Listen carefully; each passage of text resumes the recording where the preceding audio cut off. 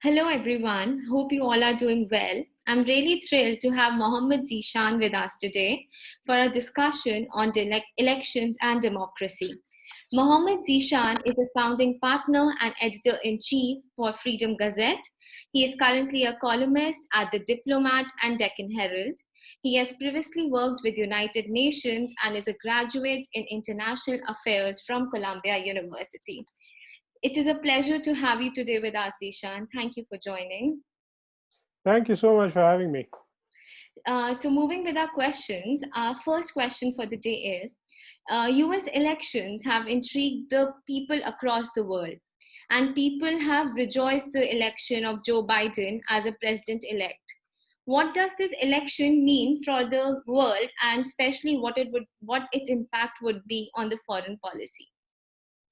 So, I mean, it's obviously very interesting to see how excited everybody around the world is about this election, and also the U.S. has now seen the largest voter turnout in history. Right. And even though he lost the election, Donald Trump has won more than 70 million votes, which is incredible. He's won more votes than Barack Obama won, and he's actually won more votes than he won in 2016. So that is quite phenomenal. Um, I think, in terms of foreign policy, we are going to see a little bit of a return to good old American traditions, so to speak. We all know that Donald Trump was, one of those guys who used to do things on a whim. He would pull out of treaties at the drop of a hat. He would, pick fights with all and sundry.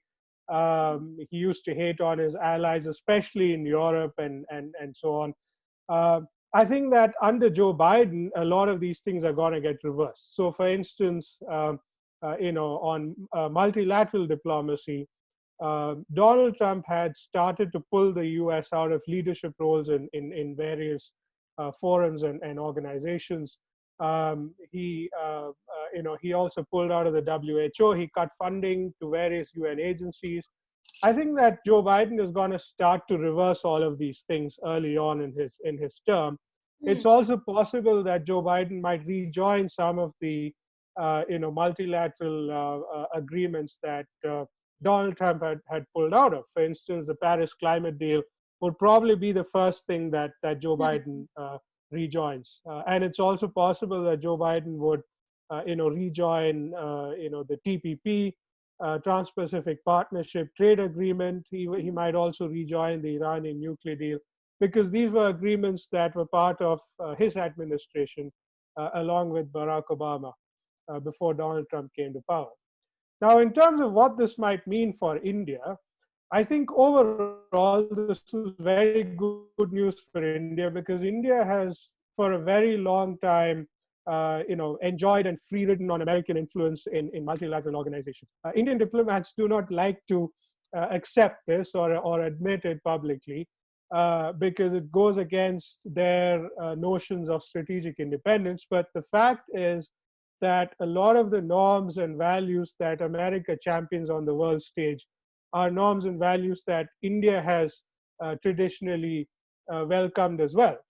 For instance, like the American private sector, the Indian private sector also depends on a set of norms and rules and institutions around the world in order to make sure that their investments are safe and secure in different parts of the world.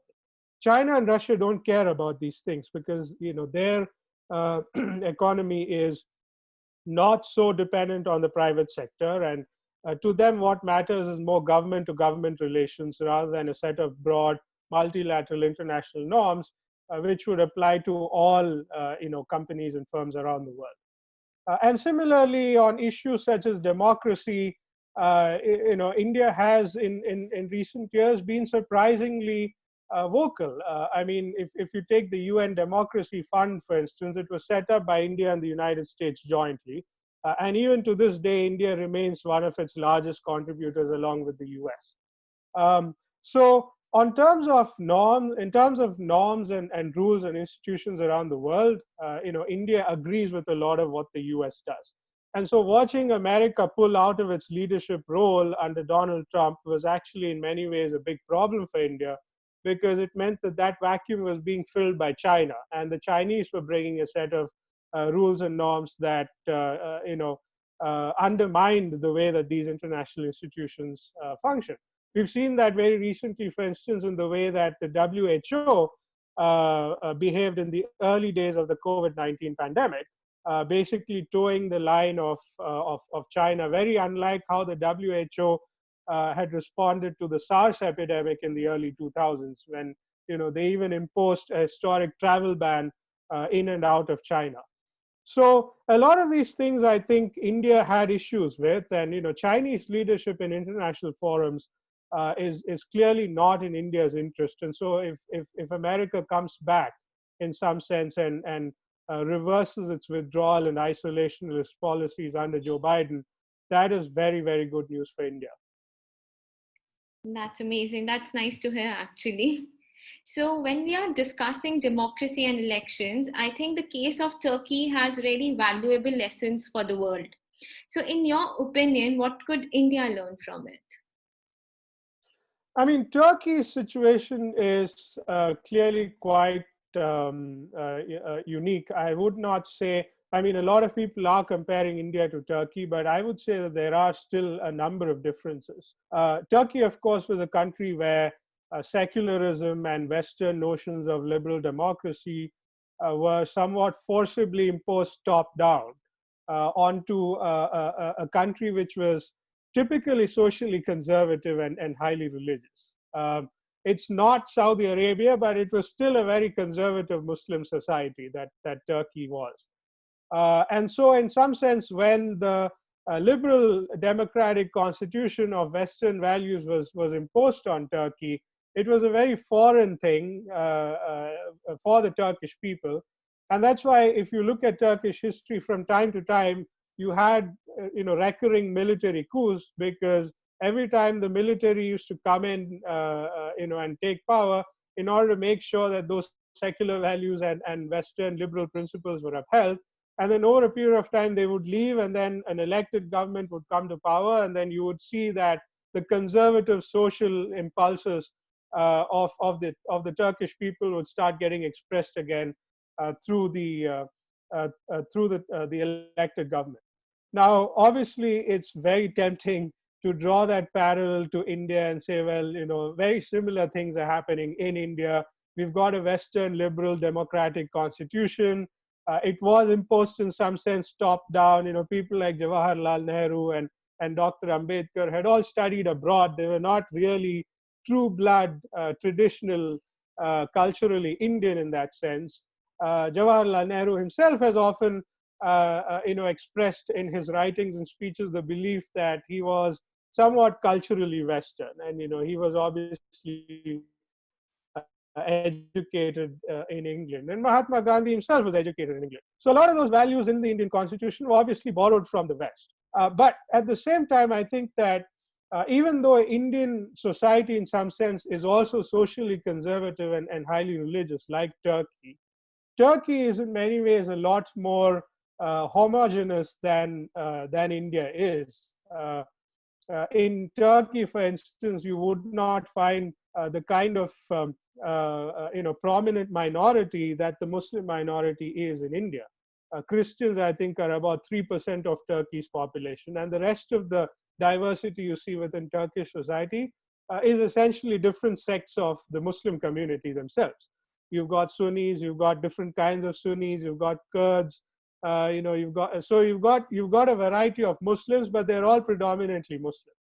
But in India, you've got more than 200 million people who are not Hindu, and so therefore there is a larger sort of religious diversity within India. So even if Turkey does end up somehow becoming an Islamist or Muslim democracy, it's more likely that Turkey would manage somehow to survive in that manner.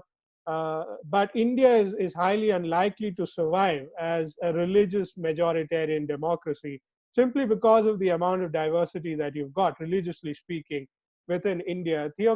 Theocratic democracy, so to speak, would not work in India, even if it does in some way work in Turkey. Right. So, when we are talking of democracy, I think we need to talk about media because it is an integral part of a democracy. So, do you think, like Indian media, specifically in past 1 decade, has been fulfilling its duties, and or is it being distracted? I mean, I would be very careful of brushing all of the Indian media in one stroke, or painting them in one stroke. I think that there is a lot of diversity within the Indian media as well. And the way that the print media behaves is very different from the way that the digital or online media behaves. And that is very different from the way that the TV media behaves in India today. I think that until 2014, and perhaps even a little after that, there was a certain anti-establishment tilt within all of the Indian media. And I think that's the way that it should be. I think that all media, regardless of who is in power, should be somewhat anti-establishment. That's not, it doesn't mean that they're being biased. It means that they are asking questions of the government rather than asking questions of everybody else out on the street, or on the sidelines of politics. People often say, well, you're asking questions of the government. Why are you not asking questions of the opposition? Because the opposition is not in power, whereas the government is in power and they're the guys who are making the laws and policies for the country. So in some sense, I think that having an anti-establishment media is not in and of itself a bad thing. And India had that until 2014, 2015. I think what's happened since then is that the print media and the online digital media has by and large remained free and active and vociferous and aggressive even at times in questioning the government and the establishment. I'm not saying this because I have differences of opinion with the government. I'm saying this because I think that the media should, regardless of who is in power, be anti-establishment and vociferous in asking questions of the government. And I think even today we see that a large part of the print media and the digital online media remains that way. For instance, the Deccan Herald has this thing called the Speak Out section, which comes out on the op-ed pages every day. And it's become very virally popular on the internet. They pick up a quote from one of the government functionaries or even politicians of the opposition sometimes, and then they append a snarky quote somewhat as a counter to that said by somebody else. Shashi Tharoor tweeted one of these, I think, today about one of Amit Shah's quotes. So I think in that sense, large parts of the print media, the Hindu, the Hindustan Times, Deccan Herald, other parts of the English media, and also the vernacular media. If you look at Tamil media or Tamil newspapers, Malayalam newspapers down south, or some Hindi newspapers up north as well, you'd find that they continue to be vociferously, aggressively Right. questioning of the government. But the TV media is the one that I really do worry about, because I think in many ways they've started to compete for airwaves with soap operas on Hindi television, and so they want to see a certain amount of drama, and a lot of that drama for some reason seems to be decisively pro-government rather than anti-government. And so you find that strain of sensationalism that has ruined the TV media by and large. I think Ravish Kumar also did a prime time on this as well. Yeah. So, Yes, and I think one of the people who has spoken about this a lot is the guy heading News Laundry, Abhinandan Sekri.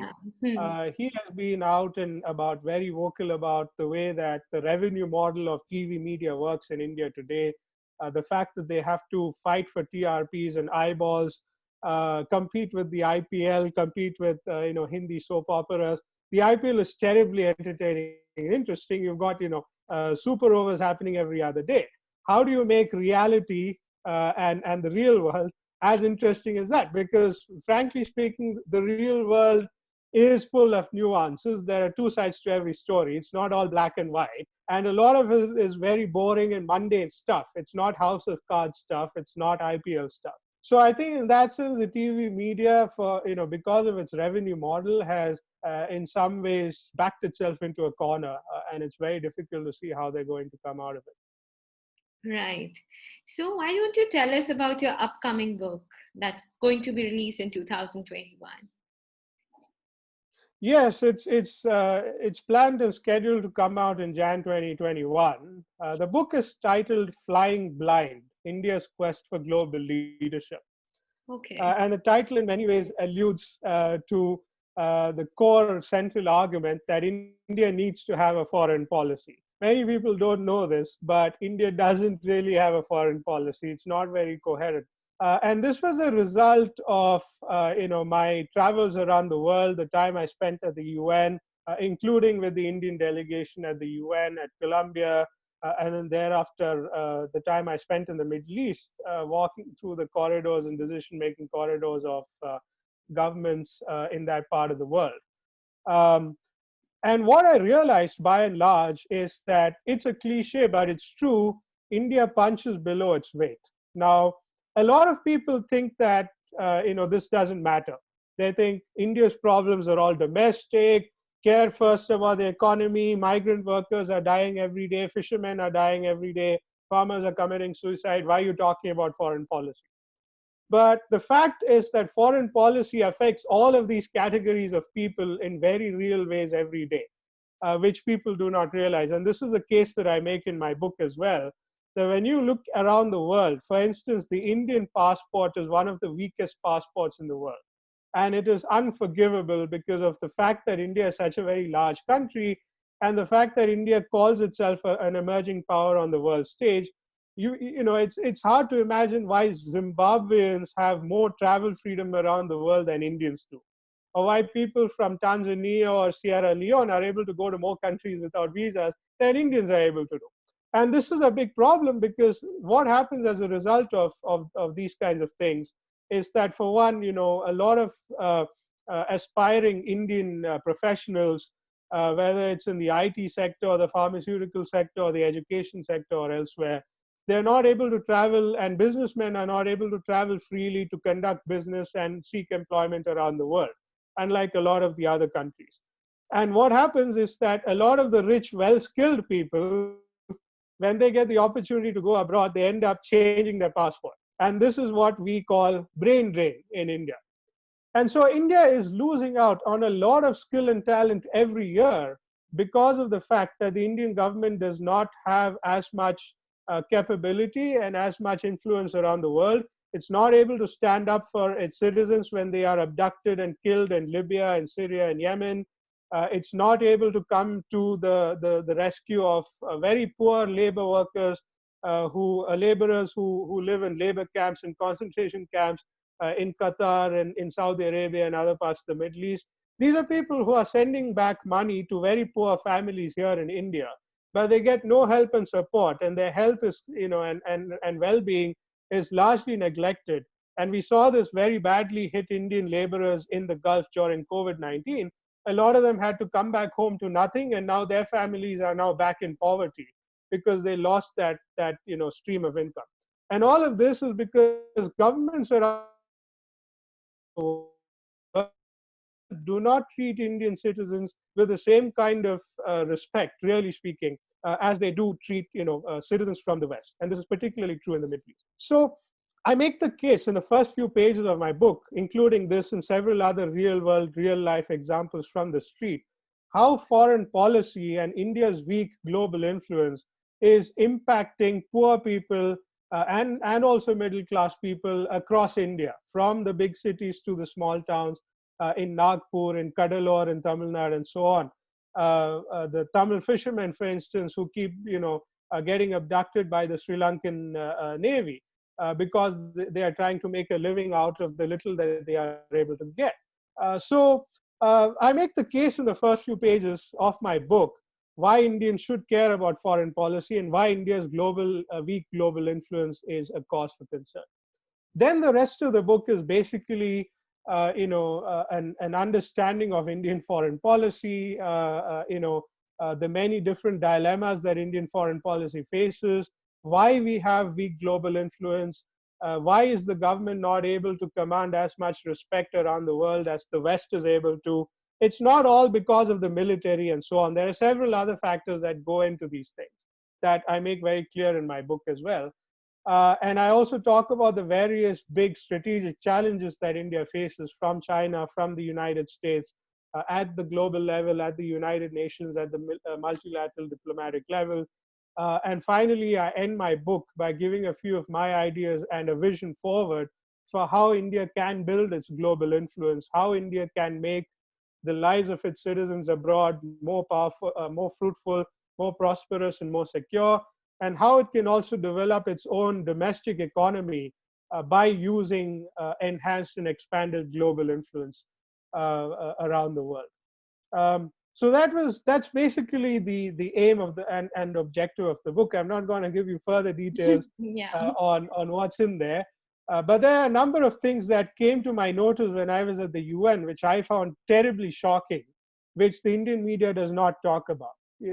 Shocking anecdotes and details of how Indian foreign policy is inconsistent and why countries around the world look to us, but at the same time are skeptical about our power and influence. And I also quote several global opinion surveys carried out by Pew and Gallup and several other agencies to show how the world looks at India and how people around the world perceive Indian power and Indian strength, and what is India's inherent advantages, and how to preserve those advantages, and whether India is going in the right direction today, and if yes, how we can continue, and if not, then how we can course correct. So that's basically what this book is about. I think I'm putting it into my reading list, like in January. Yes, thank you so much for that. So thank you, Zeeshan, for joining in with us. It was really delightful and an enriching discussion, and looking forward to connect further. Thank you very much, Shani. All the very best.